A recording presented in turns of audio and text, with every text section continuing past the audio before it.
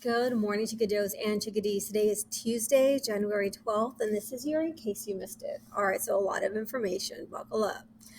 All right, so as we move through the Unit 5, focusing on commentary and line of reasoning, we're still continuing building our practice and exposure and efficiency and consistency with our rhetorical analysis writings and as well as argumentative writing. So don't be surprised when you see me ask you to do a paragraph or an essay rhetorical analysis over something you've read, or pose an argumentative question and you write an argumentative essay, intro, body, conclusion, and with the body paragraphs, one of them has to be a Tolman style. So I want you to be able to kind of build that confidence, build that automaticity, and just know that that's the style of writing I want you to do with that style of question.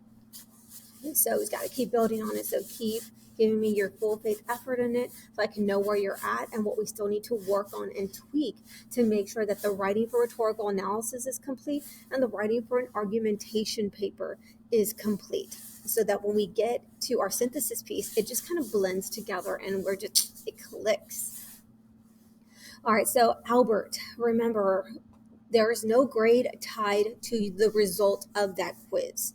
So I don't want you to feel compelled that you have to go out and, for the sake of the grade, go and research the question to get the answer so that you can score well. That is not the intention of these assignments. I just want that sense of exposure to these very tough, rigorous questions so that when we see the questions on AP in May, we're familiar with them. There's a level of we're comfortable with them, that we're not scared of it because we know how to handle it and we know or have an idea of what was going on in that test question creator's mind as they built that question and what they're really looking for, which is why you get the rationale and justification after each question. So when you answer a question, it tells you if you got it right or wrong and why. I love that part of Albert. It's very hard to find a program that does that and does so in an eloquent manner. Multiple choice questions are just hard. They're hard to teach when it comes to English because there's not really a right or wrong answer. It's the right or wrong answer in that person's mind when they made the question. So I really love the format of Albert. I love the reading pieces that they curated and the questions that they built because it's very much in line with the AP exam. And I love how they build in that element of grammar because that's something that we always just kind of push to the side and something that we just need to be aware of because not only being able to see it in a text and in a question, it helps build our own writing structure. So definitely when you do the Albert quiz today, just go into it honest, do the best that you can, find little victories, and even if you just get one of them right, you've won. Okay? You've done what you're supposed to do. Next on the docket is tomorrow is an early release. Hopefully that's been communicated to you, but just wanted to share one more time. It's a new initiative through Northside to kind of help teachers with the grading and the teaching and the communications and documentation that we have to do on our end. So they allotted, I think, like 6 days for the second semester where y'all get to leave early, but we teachers, this is our planning time, our work time. And actually meeting times. This is where we meet. So tomorrow we're going to follow this schedule and just know that everything's shortened. So if you're on campus, be prepared to move a lot in a shorter frequency of time. And then also that you're done by 1 o'clock. So just kind of plan accordingly. And then if you're at home, just know that the Zoom calls are going to happen that fast. So just be on it tomorrow. Set some new alarms on your phone or your Alexa, whatever, your Google, whatever you have at home that helps you. Just remind you that, hey, first period starts at 9, but your second period Zoom starts at 9:30 and third is at 10:02 and so on and so forth. So just abide by the schedule. And I've already included the rest of the dates so that you know that this is also going to happen January 27th, February 24th, March 24th, April 28th, and May 19th. All right.